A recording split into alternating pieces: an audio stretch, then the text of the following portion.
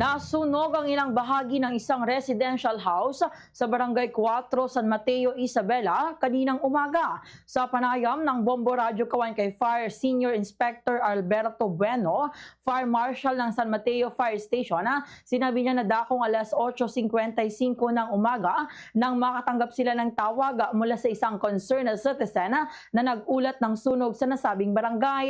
Agad na rumisponde ang mga bumbero at nagtungo sa lugar upang apulahin ang apoy. Sa mabilis na aksyon ng mga rumispondeng tauhan ng Bureau of Fire Protection or BFP, na ideklara itong fire out bandang alas 9:05 ng umaga. Bagamat mabilis na naapula ang sunog, bahagyang nasira o partially damaged ang ilang bahagi ng bahay na pagmamay-ari ni Ginoong Erlito Cadelinya. Wala namang naiulat na nasugatan sa insidente. Batay sa paunang investigasyon ng BFP, isa sa mga tinitingnang posibleng sanhi ng sunog ay deteriorated o sirang electrical outlet sa loob ng bahay. Ayon kasi sa mga estudyanteng umuupa at nakatira sa naturang bahay, madalas umanong nagkakaroon ng spark ang outlet kapag sinasaksakan na posibleng nagdulot ng short circuit at siyang posibleng pinagmulan ng sunog.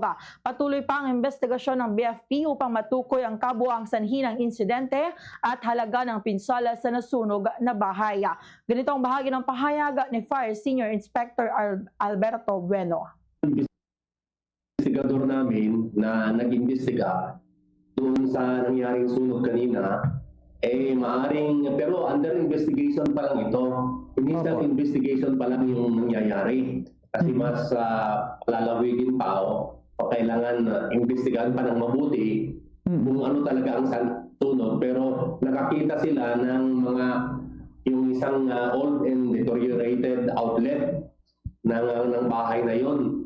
Ayon sa mga nakatira doon, yung mga estudyante na nakatira doon, pag daw sinasaksak nila yung kanilang extension, ay nagkakaroon ng spark.